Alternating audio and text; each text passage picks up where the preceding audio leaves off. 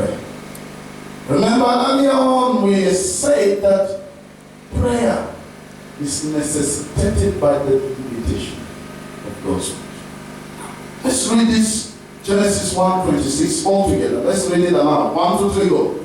And God said, let us make man in our image, after our likeness, and let them... Stop there. This is the problem. And let them.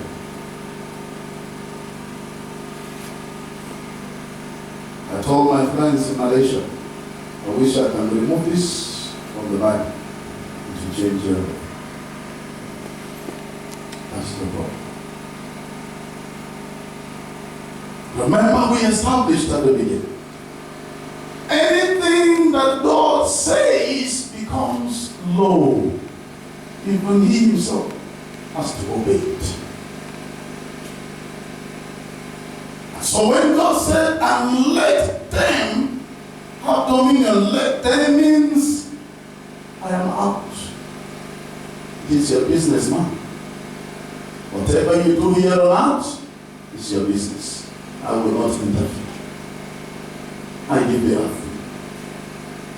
So God removed Himself from the equation.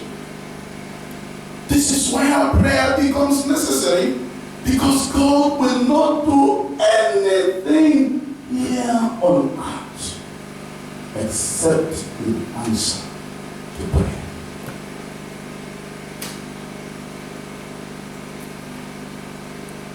So when the woman was going to fall in the Garden of Eden, and Satan took the body of the serpent and came to tempt the woman, remember that the serpent was not a snake then. He was an upright creature like us that moves around and talks before the curse. And he offered the fruit to the woman. How many of you have ever thought of it? That while Eve was discussing with the serpent, God was listening to their conversation. Was He not? Because He's omnipresent. He's everywhere. Omniscient, omniscient, He knows everything. Omnipotent, He's all powerful.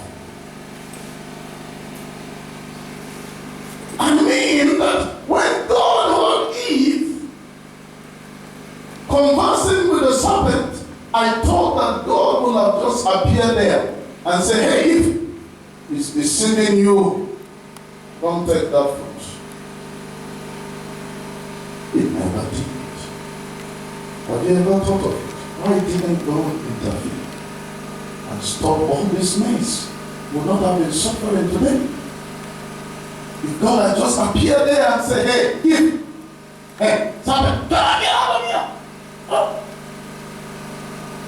He would have spared us the pains and the sufferings. Is that not so, Brother? If God had just appeared on the scene and said, Eve, remember, here we come. Don't take it. Who wouldn't be sorry? Why didn't He stop Eve from taking that forbidden fruit? Broken. Because if God had interfered, then we would never trust Him again. He would cease to be God. God's refusal to interfere between the woman and the serpent is a testament of God's faithfulness to His word. So even the fall of man is a proof that God is faithful to His word. He keeps His word. He is bound by His word. That's why we can trust Him. That's why He's God. When He gives His word, He becomes bound by it. He loses His sovereignty as far as His word is concerned. He cannot do anything beyond His word. He cannot. I used to share with people about the vision Brother Kenneth Hagin had many years ago. when Jesus appeared to him in a vision and they were conversing, suddenly the serpent, Satan, appeared in between Kennedy and Jesus as they were talking, and he started screaming and jumping and making noise. At the point, Kennedy could not hear what Jesus was telling him. And Kennedy waited for Jesus.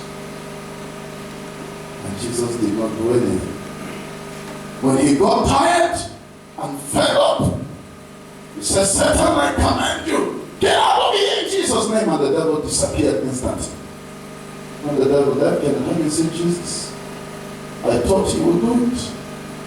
And Jesus said, I cannot. He did not say, I will not. He said, I cannot. Because I'm giving you all power.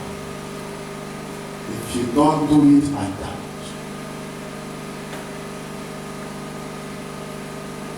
If somebody drops dead right now, and the person is dying here, you think Angel Gabriel will just come down from heaven and say, oh God, come down from heaven now, come. And he no.